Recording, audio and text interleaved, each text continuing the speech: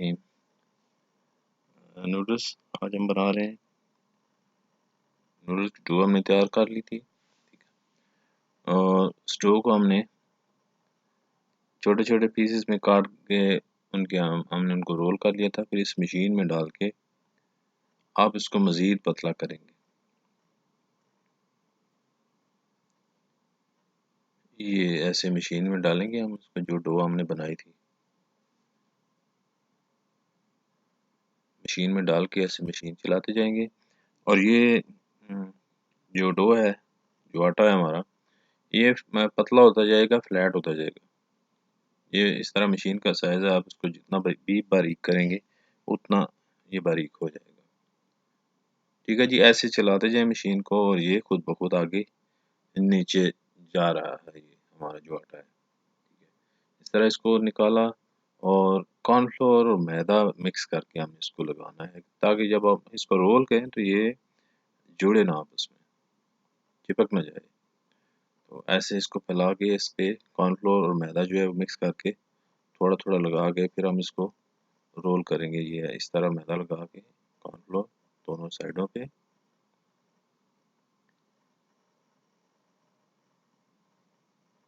ऐसे इसको रोल करना है। और ये जितना बड़ा आपका वो होगा आटे का साइज, पेड़ा जिसको बोलते हैं, उतना बड़ा ये पट्टी बनेगी। आप इसको इस तरह पट्टी बना के रोल करके रख दें, ठीक है। ये अब हमने इस पट्टी को लगा के मशीन को चलाना शुरू किया तो ये नूडल्स बनना शुरू हो गए। ठीक है जी, ये देखें ऐसे वही आटा निकल रहा है जो पट्टी हमने बनाई थी।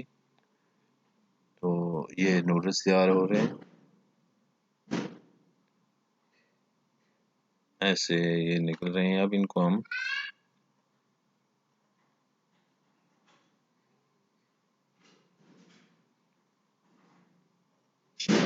ये इस तरह, ये देखें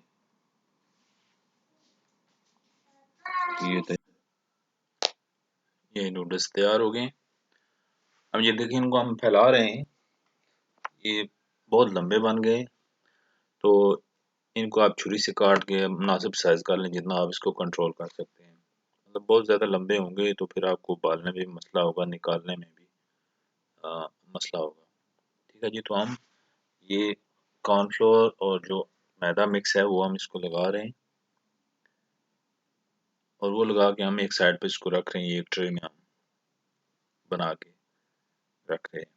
ठीक है जी, इस बात का ख्याल रखना है कि कॉर्नफ्लोर और मैदा जो है वो अच्छी तरह लगाना है, क्योंकि इससे फिर जो नूडल्स बनेंगे वो बिल्कुल अलग अलग रहेंगे, आपस में जुड़ेंगे नहीं। ये नूडल का साइज हमने चेंज किया है, ठीक है। ये सामने जो गरारी नज़र आ रही है आपको, ये गरारी चेंज हो जाती है। तो अभी ये थोड़ा सा फ्लैट नूडल्स जो हैं वो बन रहे हैं। पहले वाले जो वो स्पेगेटी की तरह के थे, तो ये थोड़े से फ्लैट हैं। ठीक है जी, ये मशीन है, ये आपको आराम से बाजार से मिल जाती है, कोई इतनी महंगी नहीं है या इतनी कोई ख़ास नहीं है जो आपको ना मिले। ये कहीं से भी आप किसी बड़े बाजार से आप ये खरीद सकते हैं।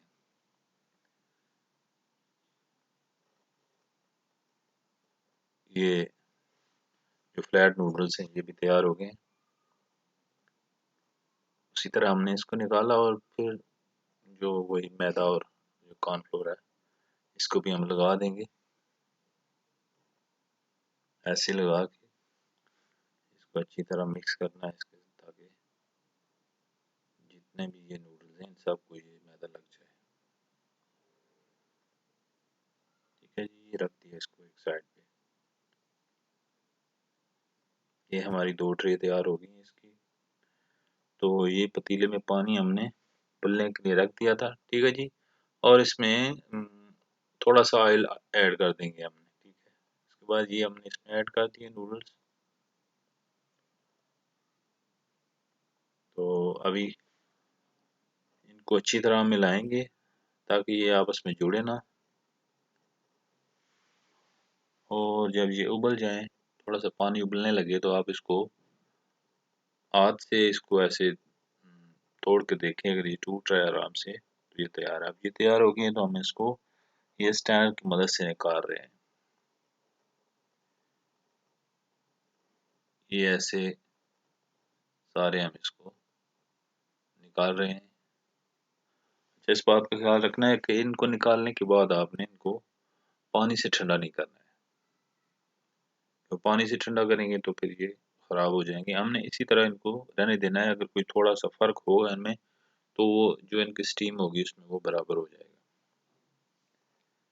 یہ اس طرح سارا نکال کے اس کو آرام آرام سے، یہ نئے بندے کے لیے کنٹرول کرنا تھوڑا مشکل ہوتا ہے اس کو نکالنا۔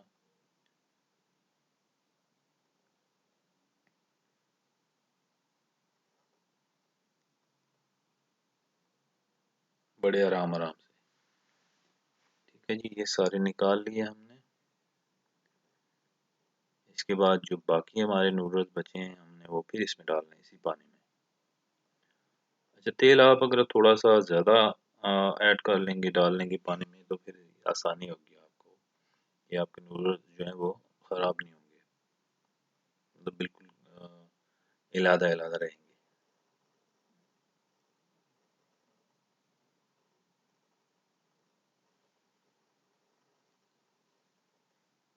اب جتنے بھی پتیلے میں تھے ہم نے وہ سارے نکال لیے ہیں۔ اب اس میں ہم ایڈ کریں گے جو ہمارے باقی نوڈلز بچے تھے۔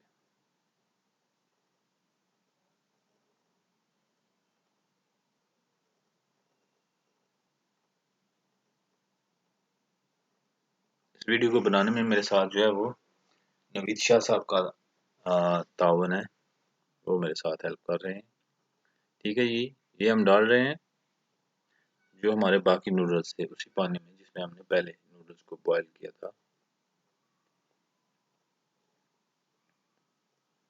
اس طرح یہ ڈال کے ہم نے جو ہم نے پہلے نکالے تھے ہم نے اس کو ایک ٹیبل پہ پھیلا دیا ہے، ان کو ٹھنڈا کر رہے ہیں۔ ٹھیک ہے جی، یہ جو ہے نوڈلز تیار ہو گئے ہیں۔ اب آپ ان کو پکا کے مزے سے کھا سکتے ہیں۔ ٹھیک ہے، آپ کو کسی میگی کسی دوسرے کی ضرورت نہیں ہے، یہ بنا کے آپ گھر میں رکھ لیں، فریج میں اس کو ٹھنڈا کر لیں، اور جب بھی آپ کا دل کرے، آپ کے بچوں کا دل کرے تو اس کو بنا کے کھائیں، اور دعا میں مجھے یاد رکھیے گا۔ امید ہے آپ کو یہ ریسپی پسند آئے گی۔ اللہ حافظ۔